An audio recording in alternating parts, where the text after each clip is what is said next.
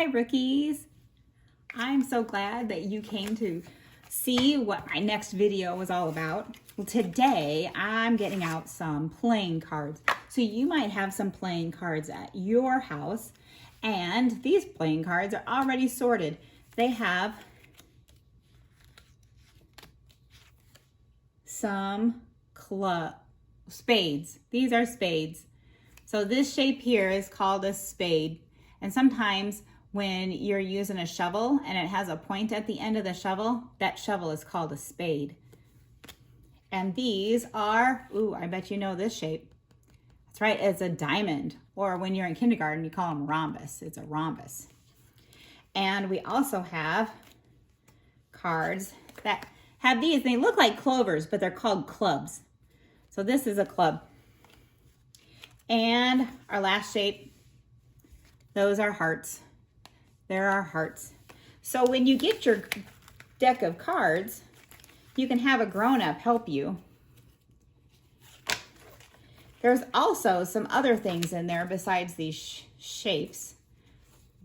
This one, there's only one on it, and it's called an ace. It has one, we call those an ace. That's why there's an A on the card, ace. And there's also some royalty in our cards. There are a jack. This is a jack with clubs, so it's a jack of clubs. And this is the queen. See how jack has a J on it for jack? And the queen has a Q on it for queen. Who else? Who are we missing? We need one more person in the royalty. It's the king, and there's a K for king. We have friends who has names start with K. Lots of different friends in our classes that start with K. So this is a K for king. So we have some royalty. And when you first get your cards, you might want to mix them all up. So sometimes we just fan them out.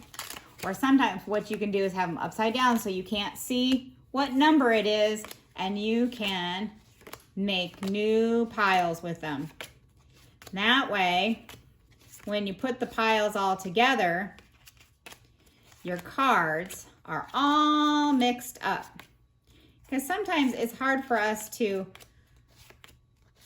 shuffle the cards like grown-ups do because our hands are smaller. But as your hands get bigger and stronger, you will be able to shuffle cards too. So this is one way that you can shuffle cards. So we have them all mixed up like that. Another way that you can shuffle cards as your hands get bigger. You can put half in each hand, and then you kind of bend the cards and put them together that way. So that's called shuffling. And people who've had lots of practice, they can do all kinds of cool tricks with shuffling. Miss Iverson is not very good at that stuff. I can hardly shuffle the cards right. So we've got our cards all mixed up. Now you can sort them out. So you can decide how you want to sort. If you want to put all the black cards together and all the red cards together, then you will make two different piles. You'll have the black cards and the red cards. So I have two different piles, all my black ones and all my red ones. Or you could decide to put all the suits together, and the suits is the different shapes. So this is a heart, so we'll put all the hearts together. And then this is the diamond or the rhombus, and we're gonna put all of those together. Oh, and here's a spade. I don't have any spades yet, so I'll put all my spades together. And then there's the club, so I'll put all my clubs together. So that's another way that you can sort out your cards. What's another way that we could sort out the cards? We could put the same numbers together. That's going to give you a bigger space to use all of your cards that you're going to need. So if I put all my 3s and a king and 8 and a 9, oh, And there's an 8. I already had an 8, so I can put it with my other 8. And then a 10 and a 6 and a 4. And oh, I remember I had a 3, so I can put that with the 3s. And there's another 3 and a 2 and a jack. And there's a 10 I get to add, and the queen and a 5 and an 8. So when you have them all mixed up like that, you have to remember which numbers you've already had. Or when you're doing your sorting, you could put them in order. So then you have to think about which order the numbers come in. So we have 6s and the 2. Does the 2 come before or after 6? It comes before, so we're going to put the 2s before the 6. And these are the jokers. I don't use the jokers. I just keep them off to the side. So they're jokers. And a king, he goes last. The king is the biggest, so he goes last. And there's an ace. That's only one. That goes first. There's some more 6s. Oh, and there's a 4. Does the 4 go before or after 6? It goes before. It is less than 6. And there's the queen. The queen goes next to the king. And 8 is more than 6. And there's the jack. We might have to make 2 rows. My line's going to get too long. And 7 goes between 6 and 8. And there's 5. It goes before the 6. And there's more jacks. So you can do all of your cards sorting by numbers. That's so cool. Lots of different ways that you can sort with your cards. Now, maybe you don't have playing cards like these. Maybe you have this big giant deck of Uno cards. Well, guess what? You can do the same thing with Uno cards. You can decide if you want to keep the wild cards in there and you can sort those out. But look, you can look for your numbers. There's a 3. So I'm going to put all my numbers together. And there's 9. 9's going to go way at the end. And you can keep your letters so you can find your letters as well. And there's a 1. 1 goes first. 4 and 4. Oh, there's a D for draw 2.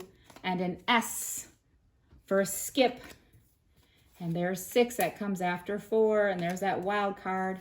And here goes 5. 5 goes between 4 and 6. So you can sort out your Uno cards the same way.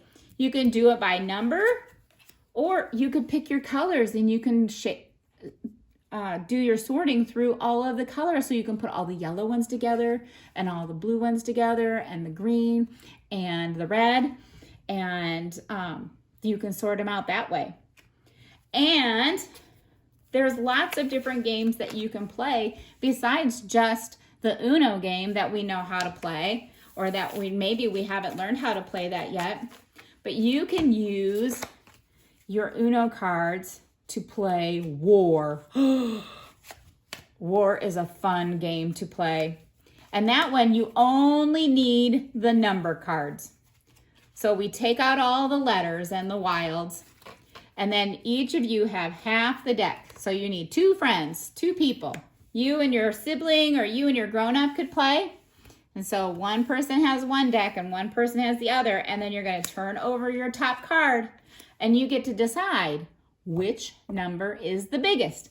6 is the biggest. So that means the person who put the 6 down gets to take those cards and keep them. And then you're going to try again. Oh, look, 8 is bigger than 7. So Miss Iverson gets to take that one.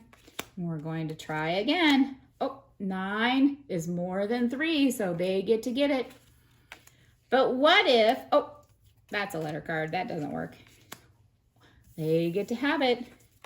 And you keep on going. And the person with the most cards wins the game. Oh, but look, 3 and 3, they're the same. So then you get to decide how you're going to play your game. You get to make your rules.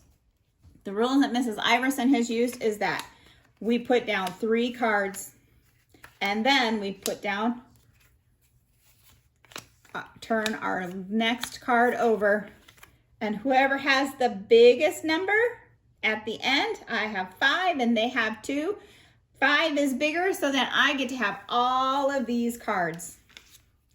And so the ones that are upside down, you never know if you got big cards or little cards. Oh, I got a 0 card. That's not a very big number, is it? That's the small number. All right, so you can try and play war with your cards while you're practicing, you're sorting and you're counting and your numbers. That would be a fun thing to do at home. Thanks for playing, Ricky. See you soon.